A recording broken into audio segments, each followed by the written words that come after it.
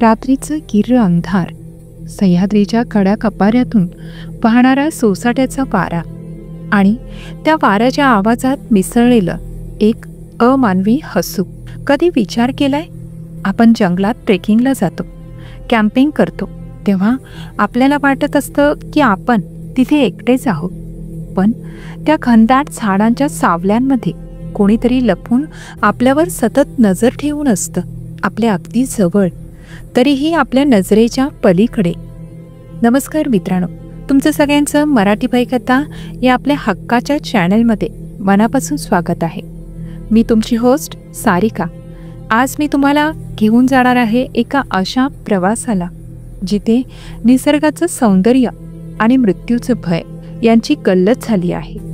आजची कथा आहे रोहनची, एका ट्रेकरची, ज्याने साताऱ्याजवळच्या जंगलात एक अशी रात्र अनुभवली ज्याने त्याच्या आयुष्यातील आनंदाचे क्षण कायमचे हिरावून घेतले. एक ओसाड जंगल, तिथे आधीच असलेला एक बंद निळा टेंट आणि रात्रीच्या शांततेत ऐकू येणारं ते विचित्र हसू, जे हसू जिवंत माणसाचं नव्हतंच. रोहनला त्या रात्री जे दिसलं ते पाहण्याची हिंमत फार कमी लोकांमध्ये असते. मित्रांनो, ही कथा सुरू करण्यापूर्वी एक छोटीशी विनंती. जर तुम्ही आपल्या मराठी भयकथा कुटुंबात नवीन असाल किंवा तुम्ही आमचे व्हिडिओ दररोज बघता पण अजून सबस्क्राईब केलं नसेल, तर आत्ताच खाली दिलेलं लाल रंगाचं सबस्क्राईब बटन दाबा आणि सोबतचं बेल आयकॉनही प्रेस करा, जेणेकरून अशाच अंगावर काटा आणणाऱ्या कथा तुमच्यापर्यंत सर्वात आधी पोहोचते. आणि हो, आजच्या व्हिडिओचा लाईक टार्गेट आपण मोठा ठेवूया, कारण ही कथा खरोखरच तुमच्या काळजाचा ठोका चुकवणार आहे. हा व्हिडिओ तुमच्या त्या मित्रांसोबत नक्की शेअर करा ज्यांना जंगलात फिरायची आणि कॅम्पिंगची खूप आवड आहे. त्यांनाही कळू दे की जंगलातल्या काळोखात काय काय दडलेलं असू शकतं. सर्वात महत्त्वाचं, मला तुमच्याशी गप्पा मारायला खूप आवडतं, त्यामुळे कमेंट बॉक्समध्ये तुमचं नाव आणि तुम्ही महाराष्ट्रातल्या कोणत्या शहरातून किंवा गावातून हा व्हिडिओ बघत आहात हे लिहायला अजिबात विसरू नका. मला जाणून घ्यायला आवडेल की आमचे प्रेक्षक कुठून कुठून आपल्याशी जोडले गेले आहेत. चला तर मग हेडफोन्स लावा, रूममधील लाईट्स बंद करा आणि तयार व्हा त्या भयान अनुभवासाठी जिथे सह्याद्रीच्या कुशीत हरवलेल्या एका सावलीची गोष्ट तुमची वाट पाहत आहे. नमस्कार, माझं नाव रोहन. मी पुण्यात राहतो. तसं पाहिलं तर मी एक सॉफ्टवेअर इंजिनियर आहे, पण आठवड्याचे 5 दिवस लॅपटॉपच्या स्क्रीनसमोर घालवल्यानंतर मला ज्या गोष्टीची सर्वाधिक ओढ लागते ती म्हणजे निसर्ग. ट्रेकिंग आणि कॅम्पिंग हे फक्त माझे छंद नाहीत, तर ती माझी जगण्याची पद्धत आहे. सह्याद्रीच्या कुशीत अनेक गड किल्ले मी पालथे घातले आहेत, पण साताऱ्याजवळचा तो जंगल, त्या जागेचं नाव जरी आज निघालं तरी माझ्या हाताला कंप सुटतो. ही घटना गेल्या वर्षातलीच आहे. विकेंडला काहीतरी नवीन एक्सप्लोर करावं म्हणून मी, माझी गर्लफ्रेंड कृतिका आणि तिचे 2 कॉलेज फ्रेंड्स नेहा आणि मयूर, आम्ही चौघांनी साताऱ्याजवळच्या त्या जंगलात कॅम्पिंगला जायचं ठरवलं. हे जंगल तसं खूप प्रसिद्ध नाही, त्यामुळे तिथे माणसांची वर्दळ कमी असते आणि नेमकी हीच शांतता आम्हाला हवी होती. पण आम्हाला काय माहीत होतं की कधीकधी शांतता हीच सर्वात भयानक असते. आम्ही पुण्याहून निघालो तेव्हा दुपार झाली होती. साताऱ्याला पोचून तिथून जंगलाच्या पायथ्याशी गाडी पार्क करेपर्यंत घड्याळात 5 वाजले होते. हवेत एक वेगळाच गारवा होता. ऑक्टोबर महिना असल्यामुळे थंडीची चाहूल लागली होती. पण त्या दिवशी जंगलातली हवा फक्त थंड नव्हती, तर ती ओलसर आणि जड होती. आम्ही आमच्या पाठीवर सॅक्स आणि टेंटचं सामान घेऊन चालायला सुरुवात केली. सुरुवातीचा अर्धा 1 तास आम्ही नेहमीप्रमाणे थट्टा मस्करी करत गाणी गुणगुणत चाललो होतो. पण जसे जसे आम्ही जंगलाच्या गर्दीत शिरलो तसा तसा आमचा आवाज कमी होत गेला. झाडांची दाटी इतकी वाढली की वरून येणारा सूर्यप्रकाशही आता जमिनीपर्यंत पोहोचत नव्हता. आजूबाजूला फक्त करड्या आणि हिरव्या रंगाच्या झाडांच्या सावल्या होत्या. मध्येच कुठून तरी एका कोकिळेचा आवाज आला, पण तो आवाज नेहमीसारखा मंजूळ नव्हता, तर तो आवाज एखाद्या विहिरीच्या तळाशी ओरडल्यासारखा खोल आणि उदास वाटत होता. कृतिकाने एकदा माझा हात घट्ट पकडला आणि म्हणाली, रोहन, हे जंगल खूपच शांत नाही का रे? पक्ष्यांचा आवाज सुद्धा बंद झालाय. मी तिला हसून रिलॅक्स राहायला सांगितलं, पण खरं सांगायचं तर मनातून मलाही काहीतरी खटकत होतं. जवळपास 1.5 तासाच्या चढाईनंतर आम्ही आमच्या ठरलेल्या कॅम्पिंग स्पॉटवर पोहोचलो. ती जागा म्हणजे झाडांच्या गर्दीत असलेली एक मोकळी माळ होती. जमिनीवर वाळलेलं गवत पसरलेलं होतं आणि तीनही बाजूंनी घनदाट जंगल होतं. आम्ही तिथे पोचलो आणि सॅक्स खाली ठेवणार इतक्यात माझं लक्ष समोर गेलं आणि तिथेच मला पहिली धोक्याची घंटा जाणवली. त्या मोकळ्या जागेच्या एका कोपऱ्यात, जिथे झाडांची सावली जास्त गडद होती, तिथे आधीच एक टेंट उभा होता. एक गडद निळ्या रंगाचा टेंट. तो टेंट पाहून मला आनंद व्हायला हवा होता की जंगलात आपल्यासोबत दुसरं कोणीतरी आहे, पण त्याऐवजी मला अस्वस्थ वाटू लागलं, कारण त्या टेंटची अवस्था विचित्र होती. त्याचा रंग थोडा फिका पडला होता आणि त्याच्यावर पडलेली वाळलेली पानं सांगत होती की तो टेंट आज किंवा कालचा नाही, तर कदाचित काही दिवसांपासून तिथेच उभा आहे. त्या टेंटची झीप पूर्णपणे बंद होते. बाहेर चपला नव्हत्या किंवा कॅम्पफायरचे कोणतेही अवशेष नव्हते. फक्त एक निळा बंद टेंट आणि आजूबाजूला भयान शांतता. मयूरने सॅक खाली टाकत म्हटलं, अरे वा, कोणीतरी आधीच आलेलं दिसतंय. बहुतेक हायकिंगला पुढे गेले असतील. नेहा आणि कृतिकांनाही ते नॉर्मल वाटलं, पण माझं मन मानायला तयार नव्हतं. संध्याकाळचे 6:30 वाजत आले होते. अंधार पडायला सुरुवात झाली होती. अशा वेळी जंगलात ट्रेकिंगला गेलेली माणसं आपल्या टेंटवर परत येतात, पण तिथे कोणाचीच हालचाल नव्हती. आम्ही त्या निळ्या टेंटपासून साधारण 20-25 मीटर अंतरावर, एका सुरक्षित अंतरावर आमचे 2 टेंट लावले. टेंट ठोकतानाही माझी नजर वारंवार त्या निळ्या कापडाकडे जात होती. वारंवार वाटत होतं की आता त्या टेंटची चेन उघडेल आणि कोणीतरी बाहेर येईल, पण तसं काहीच झालं नाही. सूर्य पूर्णपणे मावळला आणि जंगलावर काळोखाचं साम्राज्य पसरलं. आम्ही कॅम्पफायर पेटवली, पण त्या आगीच्या प्रकाशातही तो निळा टेंट अंधारात एका मोठ्या दगडासारखा निर्जीव आणि गूढ वाटत होता. तेव्हा मला कल्पना नव्हती की त्या शांत टेंटच्या आत काय दडले आणि आजची रात्र आमच्यासाठी किती मोठी परीक्षा घेणार आहे. रात्रीचे साधारण 10:30 वाजले असते. आम्ही कॅम्पफायर पेटवली होती. लाकडांच्या जळण्याचा तडतड आवाज सोडला तर जंगलात भयानक शांतता होती. मयूर आणि नेहा जुन्या कॉलेजच्या गप्पांमध्ये रमले होते. कृतिकाही त्यांच्या हसण्यात सामील झाली होती.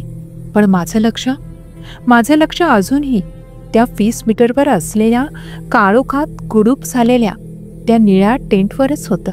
कॅम्पफायरच्या प्रकाशाने त्या टेंटची फक्त एक बाजू उजळली होती आणि ती सुद्धा अशी वाटत होती की जणू तो टेंट आमच्याकडेच बघतोय. जेवणं झाली, थंडी वाढायला लागली, तसे सगळेजण आपापल्या स्लीपिंग बॅगमध्ये शिरले. मयूर आणि नेहा एका टेंटमध्ये होते आणि मी व कृतिका दुसऱ्या टेंटमध्ये. काही वेळातच सगळ्यांच्या श्वासांचे संत आवाज येऊ लागले. दिवसभराच्या ट्रेकिंगमुळे त्यांना लगेच झोप लागली होती, पण माझ्या डोळ्यातली झोप मात्र उडाली होती. मी पाठीवर पडून टेंटच्या छताकडे पाहत होतो. मनाला वारंवार समजावत होतो की रोहन, तू जास्त विचार करतोयस. कदाचित त्या टेंटचे मालक सकाळी लवकर शिकार किंवा फोटोग्राफीसाठी बाहेर गेले असतील आणि अजून परतले नसतील. पण माझं अंतर्मन हे मानायला तयार नव्हतं. रात्रीचे 12 वाजून गेले असतील. जंगलातली ती विचित्र शांतता आता माझ्या कानांना त्रास देऊ लागली होती. एरवी जंगलात रात किड्यांचा, झाडांच्या पानांचा, त्यांच्या सरसळण्याचा अखंड आवाज असतो, पण त्या रात्री सगळं काही म्यूट झाल्यासारखंच होतं. जणू काही जंगलाने श्वास रोखून धरला होता. आणि त्याच भयान शांततेत मला तो आवाज ऐकू आला. सुरुवातीला मला वाटलं वाऱ्याचा आवाज असेल, पण नाही. तो आवाज पुन्हा आला, अगदी स्पष्ट. एक हसू, एका बाईचं हसू. पण ते हसू आनंदी नव्हतं.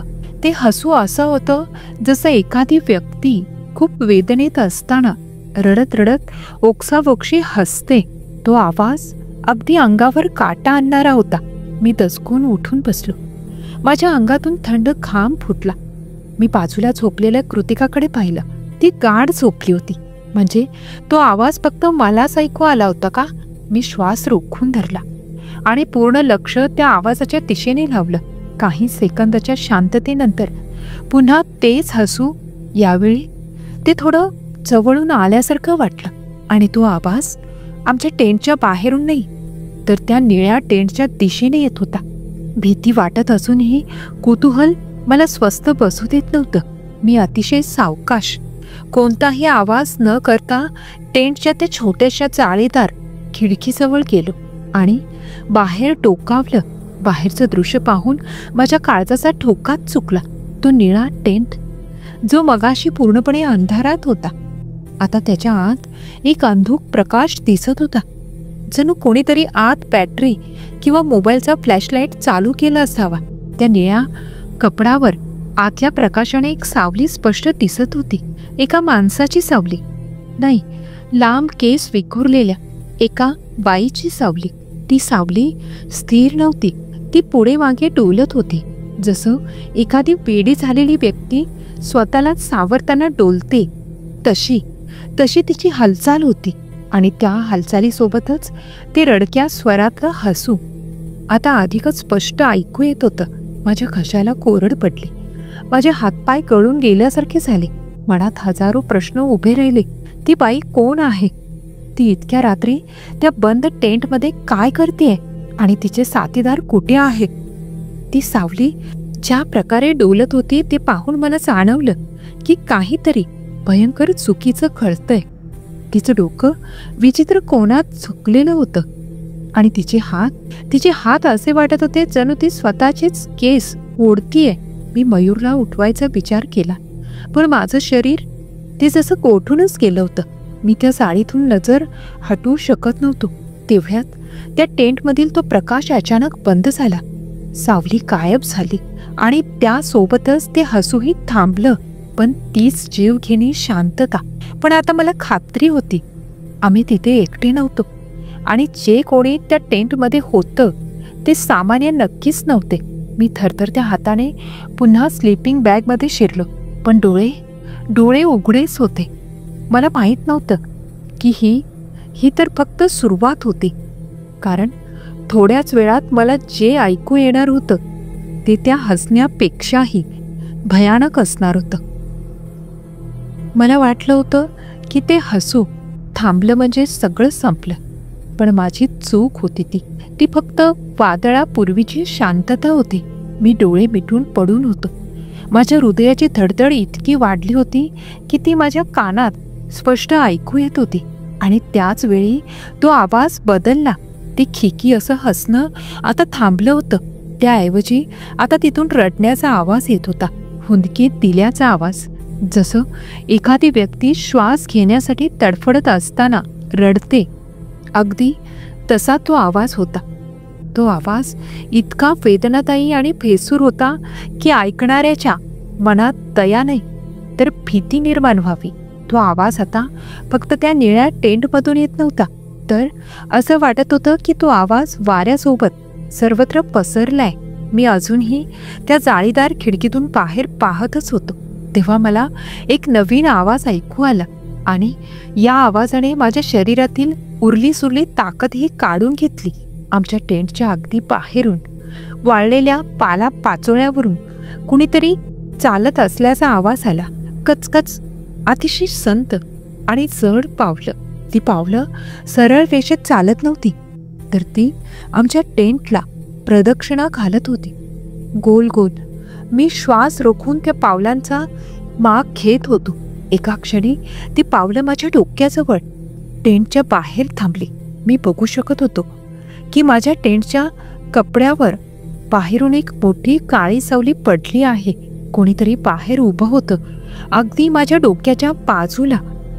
माझ्या मनात विचार आला, हे नक्की काय आहे, माणूस की जनावर? पण जनावर इतकं शांतपणे थांबून थांबून कसं चालेल? मला भीती वाटली की ती बाहेरची व्यक्ती आता टेंटची चेन उघडेल. मी मदतीसाठी कृतिकाला उठवण्याचा निर्णय घेतला. मला तिला सांगायचं होतं की बाहेर कोणीतरी आहे. मी हळूच माझा हात बाजूला सरकवला आणि कुजबुजलो, कृतिका, कृतिका, उठ ग. आणि माझा हात तिच्या स्लीपिंग बॅगवर पडला, पण माझा हात दबला गेला. ती स्लीपिंग बॅग रिकामी होती. काय? मी दचकून उठलो आणि बॅटरी लावली. कृतिका तिथे नव्हती. तिची बॅग तशीच उघडी पडलेली होती आणि टेंटची मुख्य चेन अर्धी उघडी होती. ती कधी बाहेर गेली? आणि इतक्या शांततेत चेन उघडण्याचा आवाज मला कसा आला नाही? मगाशी माझ्या टेंटभोवती जी सावली फिरत होती ती कृतिका तर नव्हती की ती सावली कृतिकाला घेऊन गेली? माझ्या मेंदूची नस फाटेल इतका ताण आला होता. मी एका झटक्यात टेंटची चेन पूर्ण उघडली आणि बाहेर पडलो. बाहेर येताच थंडीच्या एका लाटेने मला वेढलं. मी बॅटरीचा प्रकाश इकडे तिकडे फिरवला. कृतिका, कृतिका, मी दबक्या आवाजात हाक मारली, जेणेकरून मयूर आणि नेहा घाबरून उठू नयेत. पण समोरून फक्त रात किड्यांचा आवाज आला. माझी नजर पुन्हा त्या निळ्या टेंटकडे वळली आणि तिथे ते दृश्य पुन्हा सुरू झालं होतं. त्या निळ्या टेंटमध्ये पुन्हा तोच मंद पिवळसर प्रकाश चालू झाला होता आणि ती सावली पुन्हा तिथे होती. पण यावेळी ती डोलत नव्हती. यावेळी ती सावली विचित्र हालचाली करत होती, जणू ती व्यक्ती स्वतःच्याच डोक्यावर हाताने मारून घेत होती आणि जोरात मान हलवत होती. आणि त्या टेंटमधून आता रडण्याचा आवाज स्पष्ट, मोठा आणि खूप जास्त आक्रमक येत होता. माझे पाय नको म्हणत असतानाही त्या दिशेने वळले. मला माहीत होतं की धोका तिथेच आहे, पण मला हेही वाटत होतं की कृतिका कदाचित चुकून किंवा काही कारणास्तव तिकडे गेली असेल, किंवा ती गोष्ट कृतिकाला तिकडे घेऊन गेली असेल. मी हातातली बॅटरी घट्ट पकडली. माझं संपूर्ण शरीर थरथरत होतं, पण मी एक पाऊल टाकत त्या शापित निळ्या टेंटच्या दिशेने चालू लागलो. अंतर कमी होत गेलं. 20 मीटर, 15 मीटर, 10 मीटर. रडण्याचा आवाज आता इतका जवळ होता की तो माझ्या कानात घुमत होता. पण त्या सावलीची हालचाल काही थांबत नव्हती. मी अगदी जवळ पोचलो. आता मी त्या टेंटला स्पर्श करू शकत होतो. मी हात पुढे केला त्या टेंटची चेन पकडण्यासाठी. मला आत बघायचं होतं. मला बघायचं होतं की आत कोण रडते आणि कृतिका तिथे आहे का. जसा मी हात पुढे केला तसा आतला तो प्रकाश अचानक विझला आणि रडण्याचा आवाज एका सेकंदात थांबला. आता माझ्यासमोर फक्त तो अंधारलेला निळा टेंट होता आणि मी त्याच्या अगदी दारात उभा होतो. त्या निळ्या टेंट समोर उभं राहून माझ्या हृदयाचे ठोके एखाद्या ढोलासारखे वाजवत होते. आतला प्रकाश गेला होता, आवाज थांबले होते, पण माझी भीती शिगेला पोचली होती. माझ्या मनात एकच विचार होता, आता चेन उघडायची आणि जे काही आत आहे त्याला सामोरं जायचं. मी थरथरता हात त्या टेंटच्या झिपकडे नेला. मी झिपला स्पर्श करणार इतक्यात माझ्या उजव्या खांद्यावर कोणीतरी आपला थंडगार हात ठेवला. माझ्या तोंडातून एक दबकी किंकाळी बाहेर पडली. मी एका झटक्यात मागे वळलो आणि बॅटरीचा प्रकाश तोंडावर मारला. समोर दुसरं तिसरं कोणी नसून कृतिका उभी होती. तिचा चेहरा भीतीमुळे कागदासारखा पांढरा पडला होता. तिचे केस विस्कटलेले होते आणि ती थंडीने किंवा भीतीने सतत थरथरत होती. मी तिला बघून सुटकेचा निश्वास सोडला, पण माझा रागही अनावर झाला होता. मी तिच्या खांद्यानं धरून हलवलं. कृतिका, तू इथे काय करतेस आणि टेंटमधून बाहेर कधी आलीस? मी तुला शोधून वेडा झालोय, ती रडवेल्या आवाजात म्हणाली. रोहन, मी फक्त वॉशरूमसाठी बाहेर आले होते. थोडं लांब गेले आणि अंधारात रस्ता चुकले रे. मला खूप भीती वाटली. मी वाट शोधत परत येत होते तेव्हा तू मला इथे दिसलास. तिच्या बोलण्यात एक प्रामाणिकपणा होता, पण तिची नजर सतत माझ्या पाठीमागे त्या निळ्या टेंटकडे जात होती. तेवढ्यात मयूर आणि नेहा सुद्धा गडबडून जागे झाले. आमचा आवाज ऐकून ते पळतच आमच्या जवळ आले. काय झालं? एवढ्या रात्री तुम्ही इथे काय करताय? मयूरने विचारलं. मी त्यांना शांत राहायला सांगितलं आणि त्या निळ्या टेंटकडे बोट दाखवलं. या टेंटमध्ये कोणीतरी आहे, मी ठामपणे म्हणालो. मगाशी इथे आत लाईट चालू होता. एक बाई आत हसत होती, रडत होती आणि तिची सावली मी स्वतः पाहिली आहे. आता सुद्धा आतून कोणाचा तरी आवाज येत होता. मयूर आणि नेहा एकमेकांकडे बघू लागले. रोहन, तुला भास झाला असेल, हा टेंट तर दुपारपासून बंदच आहे, नेहा म्हणाली. पण मी ऐकायच्या मनस्थितीत नव्हतो. नाही, मी स्वतः पाहिलंय.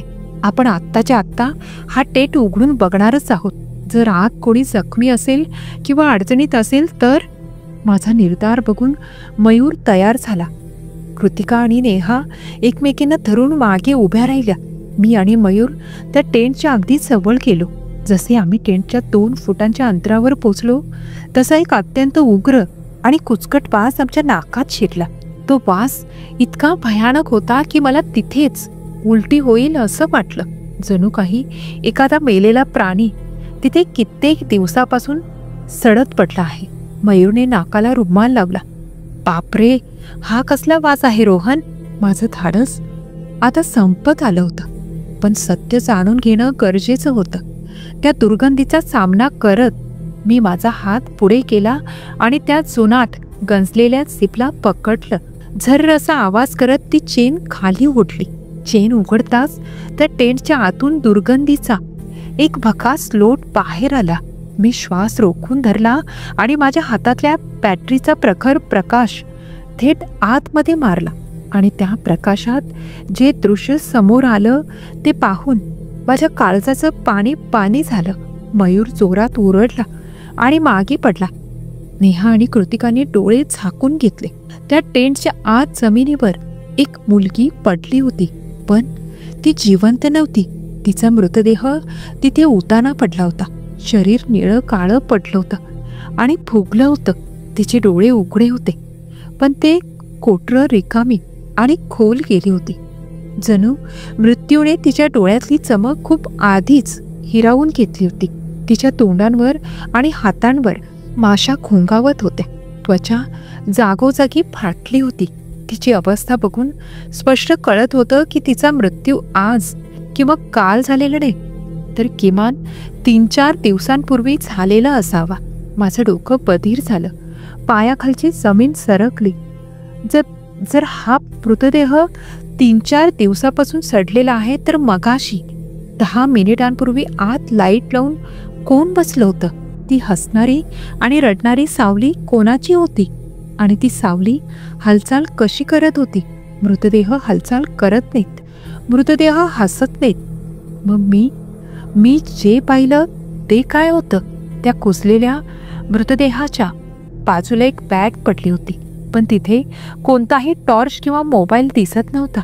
आत भयान अंधार आणि मृत्यूची शांतता होती. मी थिजल्यासारखा त्या मृतदेहाकडे पाहत होतो आणि माझ्या कानात अजूनही ते मगाचच हसू घुमत होतं. त्या कुजलेल्या मृतदेहाकडे पाहून आम्ही चौघेही सुन्न झालो होतो. त्यानंतर त्या रात्री तिथे थांबणं अशक्य होतं. आम्ही आमचं सगळं सामान तिथेच टाकलं आणि जीवाच्या आकांताने अंधारातच जंगलाच्या बाहेरच्या दिशेने धावत सुटलो. तो कुचकट वास आणि ते भयानक हसू आमचा पाठलाग करतंय असंच वाटत होतं. आम्ही थेट जवळच्या फॉरेस्ट ऑफिसमध्ये पोचलो आणि थापा टाकत त्यांना सर्व हकीकत सांगितली. दुसऱ्या दिवशी सकाळी पोलीस आणि वन विभागाचे अधिकारी घटनास्थळी पोचले. आम्हीही त्यांच्यासोबत होतो, पण लांबूनच पाहत होतो. पोलिसांनी तो मृतदेह ताब्यात घेतला आणि तपास सुरू झाला. तपासात जे सत्य समोर आलं ते ऐकून माझ्या पायाखालची जमीन सरकली. त्या मुलीचं नाव होतं काव्या. ती मुंबईची एक सोलो ट्रेकर होती. ती आठवडाभरापूर्वीच एकटीच ट्रेकिंगला आली होती. पोस्टमॉर्टम रिपोर्टनुसार तिचा मृत्यू सर्पदंशाने झाला होता. पण सर्वात धक्कादायक गोष्ट म्हणजे डॉक्टरांच्या मते तिचा मृत्यू आम्ही तिथे पोहोचण्याआधीच म्हणजेच साधारण 3-4 दिवसापूर्वीच झाला होता. हे ऐकल्यावर माझं डोकं भणाणून गेलं. जर काव्याचा मृत्यू 4 दिवसापूर्वी झाला होता तर काल रात्री त्या टेंटमध्ये लाईट लावून कोण बसलं होतं? त्या टेंटच्या पडद्यावर पडलेली ती डोलणारी सावली कोणाची होती? आणि ते हसू, ते रडणं, ते कोणाचं होतं? एक मृतदेह स्वतःहून हसू शकत नाही किंवा हालचालही करू शकत नाही. पोलिसांनी सांगितलं की जंगलात दुसरं कोणीही सापडलं नाही, ना कोणाच्या पावलांचे ठसे, ना कोणते पुरावे. त्यांनी निष्कर्ष काढला की मला आणि माझ्या मित्राला रात्रीच्या अंधारात आणि भीतीमुळे भ्रम झाला असावा. माझे मित्रही आता स्वतःला हेच समजावत होते की तो भास होता. पण मला माहीत होतं तो भास नव्हता, कारण ती सावली मला खुणावत होती. तिनेच मला त्या टेंटपर्यंत नेलं होतं, जेणेकरून तिचा मृतदेह जगासमोर येईल. आम्ही पुण्यात परतलो. मला वाटलं की शहराच्या गर्दीत आणि माझ्या घराच्या सुरक्षित भिंतींमध्ये मी त्या आठवणीतून मुक्त होईल. पण ती माझी चूक होती. जंगल सुटलं होतं, पण जंगलातली ती गोष्ट सुटली नव्हती. पुण्यात आल्यावर 3-4 दिवसानंतरची गोष्ट आहे. रात्रीचे 3 वाजले होते. मी माझ्या बेडरूममध्ये गाढ झोपलो होतो. अचानक मला जाग आली. तहान लागली म्हणून नाही, तर एका ओळखीच्या वासाने, तोच जंगलातल्या टेंटमधला कुचकट वास माझ्या AC रूममध्ये पसरला होता. आणि त्या शांततेत माझ्या उशाशी कानाच्या अगदी जवळून मला तोच आवाज पुन्हा ऐकू आला. तेच तुटक ओक्साबोक्षी हसणं आणि पाठोपाठ एका बाईचा कुजबुजता आवाज, जो सरळ माझ्या मेंदूवर आदळला. ती म्हणाली, रोहन, तू मला शोधलंस ना, आता मला सोडून का आलास? मी किंचाळून लाईट लावला. रूममध्ये कोणीच नव्हतं, पण खिडकीचा पडदा हळूच हालत होता आणि त्या पडद्यावर बाहेरच्या स्ट्रीट लाईटच्या प्रकाशात पुन्हा तीच डोलणारी सावली मला दिसली. तेव्हापासून आजपर्यंत मी पुन्हा कधीही ट्रेकिंगला किंवा कॅम्पिंगला गेलो नाही. मला आजही वाटतं की काही दरवाजे आपण उघडले की ते पुन्हा कधीच बंद होत नाही. आणि साताऱ्याजवळच्या त्या जंगलातल्या त्या निळ्या टेंटचा दरवाजा माझ्यासाठी अजूनही उघडाच आहे. बापरे, विचार करा मित्रांनो, रोहनच्या जागी जर तुम्ही असता तर तुमची काय अवस्था झाली असती? काव्याचा मृतदेह तिथे शांत पडला होता, पण तिचा आत्मा तो कदाचित मदतीसाठी तडफडत होता. किंवा कदाचित तिला आपली शेवटची कहाणी कोणाला तरी सांगायची होती. तुम्हाला काय वाटतं? त्या रात्री रोहनला दिसलेली ती सावली काव्याचीच होती की त्या जंगलात दुसरं काहीतरी भयानक वावरत होतं, ज्याने काव्याचा बळी घेतला आणि आता रोहनच्या मागे लागला आहे? तुमचं मत खाली कमेंट बॉक्समध्ये नक्की सांगा. जंगलातल्या वाटा सुंदर असतात, पण सूर्यास्तानंतर त्याच वाटा मृत्यूचा सापळा बनू शकतात. त्यामुळे पुढच्या वेळी कॅम्पिंगला जाताना 2दा विचार करा की तुमच्या टेंटच्या बाजूला टेंट खरंच रिकामा आहे की त्यात कोणीतरी तुमची वाट बघतंय. मित्रांनो, जर या कथेने तुमच्या अंगावर काटा आणला असेल तर या व्हिडिओला एक लाईक नक्की करा. तुमचं लाईक आम्हाला अशाच अजून भयानक कथा शोधून आणण्यासाठी प्रेरणा देतं. आणि हो, आपल्या मराठी बायकथा चॅनलला सबस्क्राईब करायला विसरू नका. बाजूची घंटा म्हणजेच बेल आयकॉन दाबा, जेणेकरून आमचा पुढचा व्हिडिओ आला की सर्वात आधी तुम्हाला समजेल. हा व्हिडिओ तुमच्या त्या मित्रांना नक्की शेअर करा जे म्हणतात की मला भूतांची भीती वाटत नाही.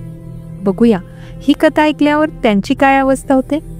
आता आपण त्या मित्रांची नावे घेऊया ज्यांनी आमच्या मागील कथेवर लाईक आणि कमेंट करून आम्हाला पाठिंबा दिला. पहिले म्हणजे सीमा शिंदे, सातारा, ऋषिकेश साबळे, कागल, जिल्हा कोल्हापूर, सचिन दळवी, बीड, राधिका चांदोलकर, योगेश्वरी, मुंबई, अजय संकपाल, नाशिक, राजू वारेकर, कल्याण, जिल्हा ठाणे, इंडियाज डिग्निटी, रत्नागिरी, सुलोचना पाटील, काटेमानिवली, कल्याण, मुंबई, अनिरुद्ध कासारे, मुक्काम पोस्ट घाटनांदूर, तालुका आंबेजोगाई, जिल्हा बीड, श्रुती सुतार, विक्रोळी, मुंबई, अवी शिंदे पन्हाळा आणि विनीत क्षीरसागर. लवकरच भेटूया एका नवीन आणि थरारक कथेसह. तोपर्यंत सावध रहा, सुरक्षित रहा आणि अंधारात एकटं बाहेर पडू नका. शुभरात्री. धन्यवाद.